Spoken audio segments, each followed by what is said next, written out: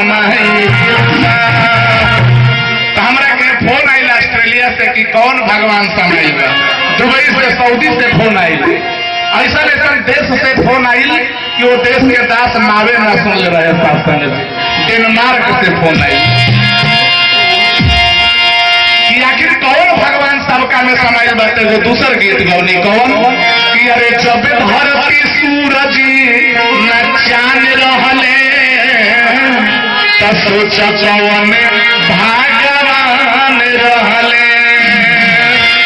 अगर कि कौन भगवान रहलन भाई जब सूरज ना रहे, धरती ना रहे, चांद ना रहे, जिसने सूरज चांद बनाया, जिसने तारों को चमकाया, जिसने चिड़ियों को चहकाया, जिसने फूलों को महकाया, जिसने ये सारा जगत बनाया, ऐसा भगवान का अगर दर्शन करे तो गीत इलाहाबाद में गौर जा कि अरे लख 84 भरत रहला अरे दिहल ना ध्यान सुनाए मनाई।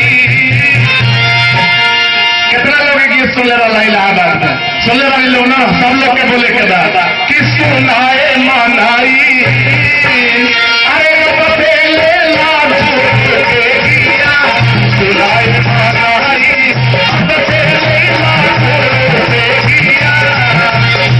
आज हमने को विनोद सिंह जी साथ संग जी आजाद बाबा के संगे संगे कदम से कदम मिला के चले वाला ये सातवार के मुखी महात्मा विनोद सिंह जी हुजूर के स्वागत कर रहा बनी।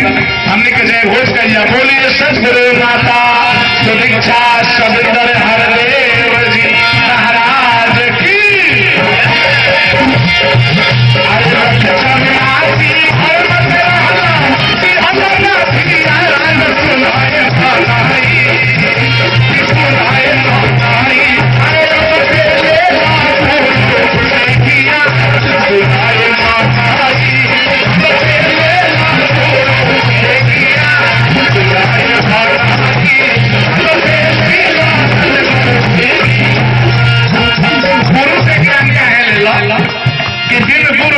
करे न कोई जो विरंच शंकर सर होई।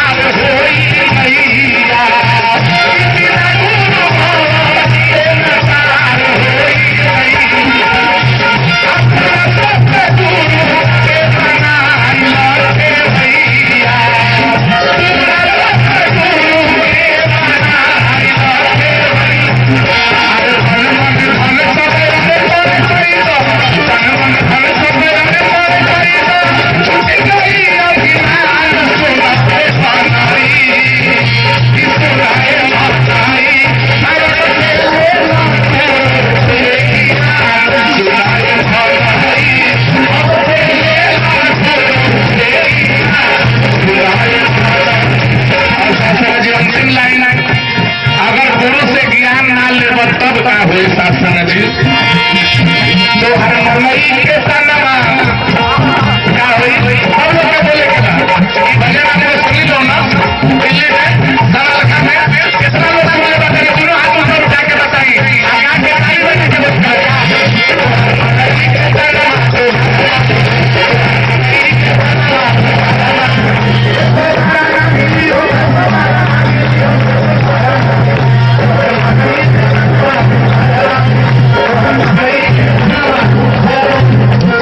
राम नाम भवन हरि के भजन राम नाम भवन।